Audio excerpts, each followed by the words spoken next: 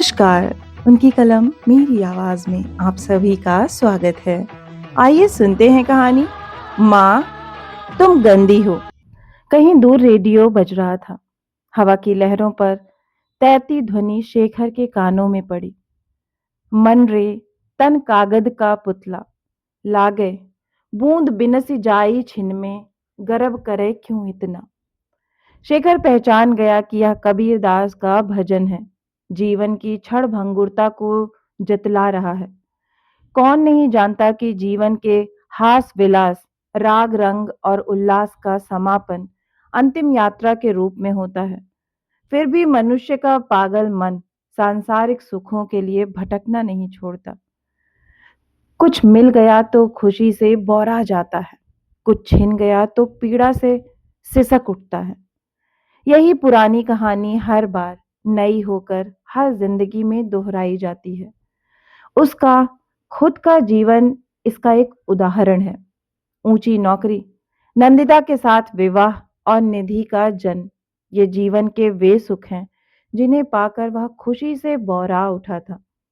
फिर एक दुर्घटना में सदा के लिए अपाहिज हो जाना, नौकरी छूटना और बेटी को साथ लेकर पत्नी का घर छोड़ जाना, वे दुख हैं जिन्होंने दर्द की तीखी लहर उसके सर्वांग में दौड़ा दी। अनायास ही शेखर की आंखों में दो बूंद आंसू झिलमिला उठे। जब से तन जर्जर हुआ है, मन भी ना जाने क्यों बेहद दुर्बल हो गया है। तनिक सी बात पर आंखें भर आती हैं। यह सच है कि पुरुष की आंखों में आंसू अच्छे नहीं लगते, लेकिन क्या किया जाए, जिसका सब कुछ लुट गया है, ब्याहता पत्नी तक ने जिसे छोड़ दिया है, उस एकाकी पुरुष की वेदना नारी की प्रसव पीड़ा से कम भयंकर नहीं। वह तो कहो कि अम्मा जिंदा थी, वरना। शेखर के मुंह से एक ठंडी सांस निकल गई। सिराहने बैठी अम्मा नीचे झुककर मृदु स्वर में बोली, कुछ चाहिए बेटा? नहीं। थोड़ा दूध लाऊं? सुबह से तुमने कुछ नहीं खाया पिया है। निधि के आने पर खाऊंगा, पर नंदिता ने निधि को भेजने से इनकार कर दिया तो? इनकार कैसे करेगी? पड़ोस के मनोहर जी अदालत का हुक्मनामा लेकर गए हैं। पुलिस के दो सिपाही साथ हैं। वे लोग अब आते ही होंगे। उफ, कैसी विडंबना है कि बाप को अपनी बच्ची से मिलने की खातिर अदालत का दरवाजा खटखटाना पड़ा है, पुलिस भेजनी पड़ी है। अगर कहीं जज साहब भी नंदिता की तरह तंग दिल होते तो मुझे अपनी आखिरी इच्छा को मन में ही लिए हुए इस दुनिया से जाना पड़ता। यह कहकर शेखर ने एक ठंडी सांस खींची। अम्मा कुछ नहीं बोली, चुपचाप बेटे के कमजोर चेहरे पर अपना झुर्रियों भरा हाथ फिराती रही। वर्षों से गुमसुम हो चुका शेखर आज ना जाने क्यों इतना बोल रहा था। नंदिता के चले जाने के बाद उसने हाँ हूं के अलावा कोई बात ही नहीं की थी। उसकी बोलने की इच्छा ही जैसे मर गई थी। अब तो यह हाल हो चुका है कि चाहने पर भी वह बातचीत नहीं कर पाता। कमजोरी इतनी हो गई कि पूरी ताकत लगाकर बोलने पर भी चिड़िया की तरह ची ची से ज्यादा तेज आवाज नहीं निकलती। उसको सुनने के लिए अम्मा को झुककर उसके मुंह के पास अपना कान ले जाना पड़ता है। वैसे ही धीमी आवाज में वह बोला, बड़ी गलती हो गई अम्मा, जो नाई को बुलवाकर दाढ़ी नहीं बनवा ली। जरूर मेरा चेहरा भयानक लगता होगा। निधि बच्ची है, देखकर डर जाएगी। लेकिन अब वे लोग आते ही होंगे, नाई को बुलाने का समय नहीं बचा है। अम्मा ने जवाब दिया। शेखर ने आंखें मूंद ली। 4 साल पहले देखी बिटिया की छवि याद करने लगा। बच्ची का मुस्कुराता चेहरा ही तो वह औषध था जिसके सहारे इस लंबी बीमारी को उसने काटा था। तकिए के नीचे संभाल कर रखा बेटी का फोटो निकाल कर इतनी बार देखा था कि फोटो की हर रेखा मन में पूरी तरह उतर गई थी। लंबी बीमारी में पुरानी यादें रोगी की अनमोल थाती होती हैं। बीते हुए दिनों की सुहानी याद उसके घायल मन पर मरहम का काम करती हैं। यदि यह सहारा ना हो तो आदमी पागल हो जाए। अकेले पड़े पड़े छत और दीवारों को कोई कितनी देर देख सकता है। हर सुबह खिड़की से जब धूप का पहला टुकड़ा भीतर घुसता था, तो शेखर यह कल्पना करता था कि निधि दबे पांव भीतर घुस रही है। यह कल्पना बड़ी मधुर होती थी, पर कल्पना आखिर कल्पना थी। यथार्थ से उसका क्या संबंध। संयोग से आज जीती जागती निधि इस कमरे में आएगी, जाड़े की सुहानी धूप की तरह कमरे को उजास से भर देगी। शेखर के पपड़ियाए होठों पर हल्की सी मुस्कान दौड़ गई। तभी अचानक अम्मा उठते हुए बोली, लगता है वे लोग आ गए। फिर वह उठकर दरवाजे पर गईं। वहीं उन्होंने मनोहर जी से पूछा, किसी ने इसे भेजने में आनाकानी तो नहीं की? सरकारी हुक्म की तौहीन करने की जरूरत कौन कर सकता है, लेकिन इतना तय है कि मोहलत सिर्फ 8 घंटे की ही है। मनोहर जी ने जवाब दिया, 8 घंटे तो बहुत हैं। बाप के तड़पते सीने में इसे देखते ही ठंडक पड़ जाएगी। कहते हुए अम्मा ने 7 साल की पोती को सीने से चिपका लिया और भीगी आंखें पोंछकर उसे साथ लिए भीतर आ गईं। आकर देखा कि शेखर की दोनों आंखों से आंसुओं की धाराएं बहकर दाढ़ी के जंगल में समा रही हैं। अम्मा ने प्यार से झिड़का, बेटा अब आंसू मत बहा, बच्ची सहम जाएगी। कितने इंतजार के बाद तो इसे देख सका है तू। पास बैठकर बातचीत कर। शेखर लटपटाती जबान से बोला, तुमने मुझे पहचान लिया बेटी? मुंह खोलते ही सामने के 2 टूटे दांतों की खाली जगह नजर आई। लंबी कष्टदायक बीमारी ने उसे 35 वर्ष की आयु में ही बूढ़ा बना दिया था। सचमुच उसका चेहरा काफी विकृत और भयानक लगने लगा था। निधि बड़े धैर्य से रोगी के सिरहाने बैठ गई। उसकी आंखों में ना भय था, ना जान छुड़ाकर भागने की छटपटाहट। मीठी आवाज में बोली, पहचानूंगी क्यों नहीं, आप मेरे पापा हैं। शेखर तो जैसे निहाल हो गया। जल्दी जल्दी अपने कमजोर हाथों से बच्ची को स्पर्श करने लगा। पिता पुत्री के इस भाव विहल मेलन को अम्मा ना देख सकी। उधर से मुंह घुमा लिया उन्होंने और आगे बढ़कर अलमारी से एक खूबसूरत कीमती गुड़िया निकाल लाई। उन्होंने यह कल ही बाजार से मंगवाई थी। निधि ने गुड़िया की ओर आंख उठाकर भी नहीं देखा। 7 साल की उस बच्ची में ना जाने कहां से इतनी समझ आ गई थी कि उसके भोले बाल मन ने भावी अमंगल को सूंघ लिया था। जैसे संयोग से हासिल हो जाने वाले पिता के दुर्लभ प्यार का वह एक एक क्षण आत्मसात कर लेना चाहती थी। अपने हाथों से उसने शेखर को एक प्याला दूध पिलाया। किसी कुशल परिचारिका की तरह एक एक चम्मच दूध पिता के मुंह में डालती रही। फिर तौलिया उठाकर बड़ी सफाई और जतन से मुंह पोंछ दिया। वह 1 मिनट भी पिता के पास से हिली नहीं। दादी का दिया साग पराठा भी उसने वहीं बैठकर खाया। अपने नन्हे नन्हे कोमल हाथों से वह पिता का सिर दबाती रही। बैठे बैठे अपने स्कूल की, अपनी सहेलियों की, अपने खिलौनों की ढेरों बातें सुनाती रही। उसने पिता को अंग्रेजी और हिंदी के शिशु गीत भी बड़ी लय में सुनाए। पिता को थका जानकर उसने पिता से कुछ देर सोने का अनुरोध भी किया। अम्मा वहीं जमीन पर चटाई बिछाए आराम करती रहीं। जितनी बार वह शेखर को दवा पिलाने उठती, निधि उनके हाथ से दवा ले लेती और पिता को खुद दवा पिलाती। कौन कह सकता था कि यह लड़की 4 साल बाद अपने पिता से मिली है। वक्त गुजरता गया। 8 घंटे पलक झपकते बीत गए। चलो निधि, सख्त आवाज में दिया यह आदेश सुनकर शेखर के कमरे में सब चौंक पड़े। नंदिता अपने बड़े भाई दीपक के साथ दरवाजे पर खड़ी हुई थी। निधि ने घबराकर पिता की कमजोर कलाई मजबूती से पकड़ ली। मैं नहीं जाऊंगी, यहीं पापा के पास रहूंगी। चलोगी कैसे नहीं?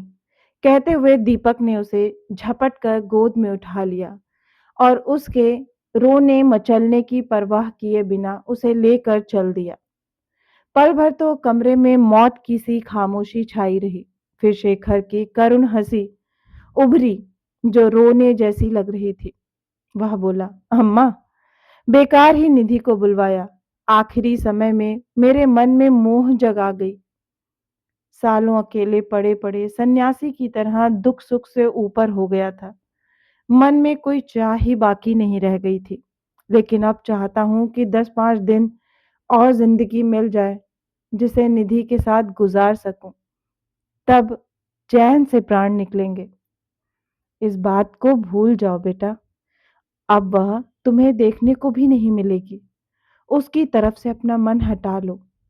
अम्मा ने कांपते स्वर में समझाया। सच कहती हो अम्मा। एक ठंडी सांस लेकर शेखर बोला। पर कहने से ही क्या बच्ची को भूला जा सकता है? वह ध्यान हटाने की जितनी कोशिश करता, बच्ची मानस पटल पर उतनी ही शिद्दत से छा जाती। लगता जैसे झुक कर पूछ रही हो, पापा, आपको संतरे की एक फांक छीलकर और दूं? खींच कर ले जाते वक्त कैसी मचल रही थी। मैं अपने पापा के पास रहूंगी, मुझे यहां से मत ले जाओ। अपने घर जाकर निधि पांव पटकते हुए मचल गई। हाँ हाँ, मैं अपने पापा के पास रहूंगी। मुझे वहां से क्यों ले आए तुम लोग? नंदिता ने खिसिया कर उसके गाल पर एक तमाचा जड़ दिया। बोली, पापा के पास लड्डू मिल रहे थे तुझे?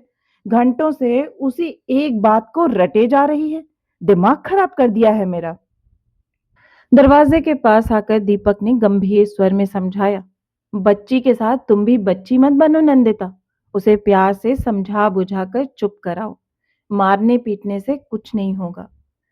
दीपक चला गया तो नंदिता पल भर खामोश रही। फिर उसने बेटी की पीठ पर प्यार से हाथ फेरा। बोली, अच्छे बच्चे जिद नहीं करते हैं। तुम तो बहुत अच्छी बिटिया हो। आंसू पोंछ कर दूध पी लो। देखो कितनी रात हो गई है। मैं क्यों तुम्हारा कहना मानूं? तुमने भी तो मेरा कहना नहीं माना है। जबरदस्ती मुझे ले आई वहां से। मेरा मन क्या अपने पापा के पास रहने को नहीं होता? निशा, गौरव, सोनू, सब बच्चे अपने मम्मी पापा के घर रहते हैं। मैं नानी के घर क्यों रहूं? निधि ने हिचकियां लेते हुए मान भरे स्वर में कहा। नंदिता समझ नहीं पा रही थी कि बच्ची को क्या कहकर बहलाए, पर उसे बहलाना जरूरी था। वह हिचकिचाते हुए बोली, देखो बेटे, बात यह है, असल में तुम्हारे पापा बीमार हैं।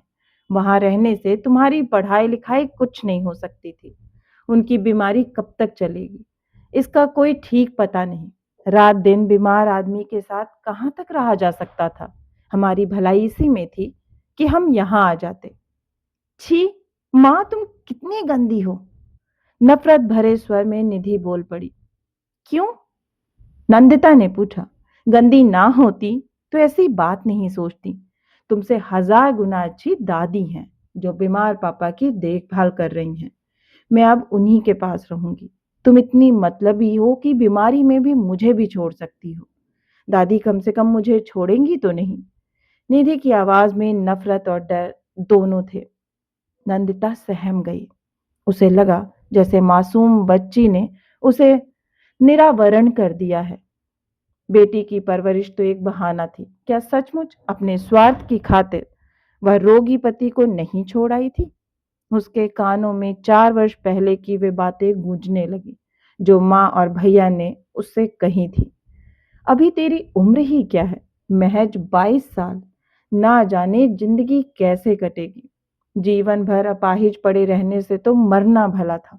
अगर शेखर इस दुर्घटना में मर जाता तो उसे भी मुक्ति मिलती और घर वाले भी एक बार रो पीट कर सब्र कर लेते। भाई, मरने वाले के साथ मरा तो जाता नहीं है। शेखर के लिए तू कहां तक खुद को तबाह करेगी? अपनी ना सही, अपनी बच्ची की फिक्र कर। उसकी पढ़ाई लिखाई की बात सोच। यहां रहकर वही एक बीमारी पुराण चलता रहेगा। 1-2 साल की बात हो तो धीरज से मरीज की सेवा भी की जाए। शेखर 4-6 साल भी जी सकता है, और 15 से 20 साल भी। उसकी जिंदगी की डोर अगर लंबी खींच गई तो तू कहीं की नहीं रहेगी। नंदिता के कानों में हर रोज यही मंत्र फूंके गए थे। उसके स्वार्थ और कर्तव्य भावना में कुछ दिन संघर्ष चला था। आखिर स्वार्थ ही जीता था। पर छोटी सी बच्ची ने आज बता दिया कि दुनिया स्वार्थ से नहीं, त्याग से चलती है। स्वार्थ के वशीभूत होकर राम को वनवास दिलाने वाली कैकेयी भी क्या बाद में अपने कुकृत्य पर नहीं पछताई थी? नंदिता का मन भी उसे धिक्कारने लगा। वह अपराध बोध से भर कर बोली, सचमुच मैंने बहुत बड़ी भूल की है। मुझे माफ कर दो बेटी। मैं वादा करती हूँ कि कल सुबह तुझे साथ लेकर तेरे पापा के पास चलूंगी और अब हमेशा वहीं रहूंगी। सच कह रही हो मम्मा? निधि ने चहक कर पूछा। उसकी आवाज में खुशी भी थी और अविश्वास भी। बिल्कुल सच, नंदिता ने भर्राए स्वर से उत्तर दिया। मां के आश्वासन पर निधि दूध पीकर सो गई। नंदिता की आंखों के सामने कभी शेखर का विवाह के वक्त का हंसमुख चेहरा घूमता तो कभी दुर्घटना के बाद का मुरझाया चेहरा। वह मुरझाया चेहरा नंदिता से बार बार कह रहा था, तुमने मुझसे किस बात का बैर निकाला था प्रिय? जीवन भर साथ निभाने का वादा करके मुझे अकेला छोड़ गई। यही दुर्घटना यदि तुम्हारे साथ घटी होती तो, और मैंने तुम्हें अकेला छोड़ दिया होता तो तुम पर क्या गुजरती? मैं भी इंसान था। मेरे सीने में भी एक धड़कता हुआ दिल था। मुझे अकेला छोड़ते हुए तुम्हें तनिक भी तड़प नहीं हुई? अकेले पड़े पड़े तुम्हें ना जाने कितनी आवाजें दी मैंने, उनमें से एक भी तुम्हारे कानों में नहीं पड़ी। अपने जीवन के लिए मुझे एक ही उपमा याद आ रही है, पतझड़ की सूनी शाख। बसंत में जो डाली फूलों से लदी हुई थी, वह पतझड़ में बिल्कुल वीरान पड़ी है। खैर, अकेलेपन से क्या डरना? आदमी अकेला ही दुनिया में आया है और अकेला ही जाएगा। बंधु संबंधी अधिक से अधिक शमशान तक उसका साथ निभा सकते हैं। तुमने वह भी नहीं निभाया। जिंदगी के सफर में बीच रास्ते में साथ छोड़ गई, परंतु अब मैं उस मोड़ पर पहुंच गया हूं जहां सारे गिले शिकवे खत्म हो जाते हैं। यकीन मानो, मुझे तुमसे कोई शिकायत नहीं है। नंदिता की आंखों से आंसू बरसने लगे। हृदय में ग्लानि का ज्वार उमड़ने लगा। उधर रात भी आहिस्ता आहिस्ता ढलने लगी। भोर की पहली किरण के साथ वह उठ खड़ी हुई। किसी को कुछ बताए बिना वह निधि को साथ लेकर घर से निकल पड़ी। रिक्शा जब ससुराल की गली के मोड़ पर पहुंचा तो सूरज निकल आया था। रिक्शा वाले को पैसा देकर नंदिता ने बेटी की उंगली थामी और आगे बढ़ी। तभी दिल को चीरने वाला रुलाई का स्वर कानों से टकराया। निधि और नंदिता दोनों ने अम्मा की आवाज पहचान ली। आवाज उसी मकान से आ रही थी जहां एक दिन नंदिता मांग में सिंदूर सजाए डोली में चढ़कर पहुंची थी। रात को निधि ने नफरत भरी आवाज में कहा था, मां, तुम गंदी हो। नंदिता को महसूस हुआ जैसे यही वाक्य हर ओर से उस पर लांछन बनकर बरस रहा है। तुम गंदी हो। हथेलियों से चेहरा ढांप कर वह रो पड़ी। पर इन खारे मोतियों का मोल पहचानने वाला जौहरी अब कहाँ था? अभी आप सुन रहे थे कहानी माँ तुम गंदी हो। आशा है कि यह हृदय स्पर्शी कहानी आपको बहुत ही पसंद आई होगी।